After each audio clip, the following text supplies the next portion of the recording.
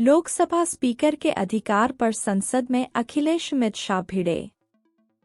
अखिलेश यादव और अमित शाह के बीच लोकसभा में उस समय टकराव हो गया जब सपा नेता ने दावा किया कि उन्हें सुनने में आया है कि अध्यक्ष के कई अधिकार छीन लिए जाएंगे।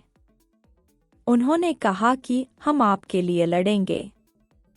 इसी बात को लेकर केंद्रीय गृह मंत्री अमित शाह ने कड़ी आपत्ति जताई।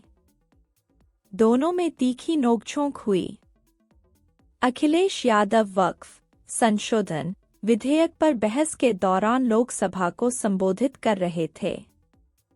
इसी दौरान उन्होंने कहा, आपके और हमारे अधिकारों में कटौती की जा रही है। मैंने आपसे कहा था कि आप लोकतंत्र के न्यायाधीश हैं।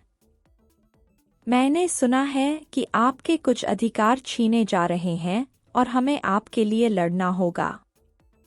इस पर केंद्रीय गृह मंत्री अमित शाह ने तुरंत हस्तक्षेप किया और कहा कि अध्यक्ष के पास पूरे सदन पर अधिकार है। उन्होंने कहा, यह आसन का अपमान है। अध्यक्ष के अधिकार सिर्फ विपक्ष के नहीं, बल्कि पूरे सदन के हैं। इस तरह की गोलमोल बात आप नहीं कर सकते। आप अध्यक्ष के अधिकार के संरक्षक नहीं हैं। बाद में स्पीकर ओम बिरला ने अखिलेश यादव से कहा कि उन्हें और सदन के अन्य सदस्यों को आसन पर टिप्पणी नहीं करनी चाहिए। उन्होंने कहा, यह मेरी अपेक्षा है कि आसन पर कोई व्यक्तिगत टिप्पणी नहीं की जानी चाहिए। वक्फ संशोधन विधेयक 2024 का विरोध करते हुए अखिलेश यादव ने कहा कि यह विधेयक एक राजनीतिक साजिश के तहत लाया जा रहा है। उन्होंने कहा कि कई धार्मिक संस्थाएं हैं जो किसी अन्य वर्ग के हस्तक्षेप के बिना काम करती हैं।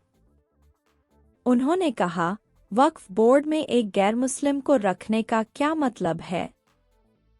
अगर हम इतिहास को देखें और एक जिला कलेक्टर को सारी शक्ति देने पर विचार करें, तो मैं इतिहास को फिर से नहीं देखना चाहता हूं, लेकिन हम जानते हैं कि एक जिला कलेक्टर ने क्या किया जिससे लोगों को परेशानी हुई। लोकसभा सांसद केरल के अलपुझा के कुटनाड के मूल निवासी के नायर की ओर इशारा कर रहे थे, जिन्हें जून 1949 में फैजाबाद का जिला मजिस्ट्रेट नियुक्त किया गया था। यह घटना बाबरी मस्जिद में मूर्ति रखे जाने से महीनों पहले की है।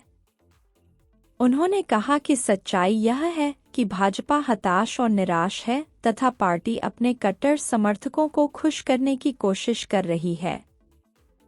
उन्होंने कहा, यह विधेयक इसलिए लाया गया है क्योंकि भाजपा को हाल ही में चुनाव में हार का सामना करना पड़ा है।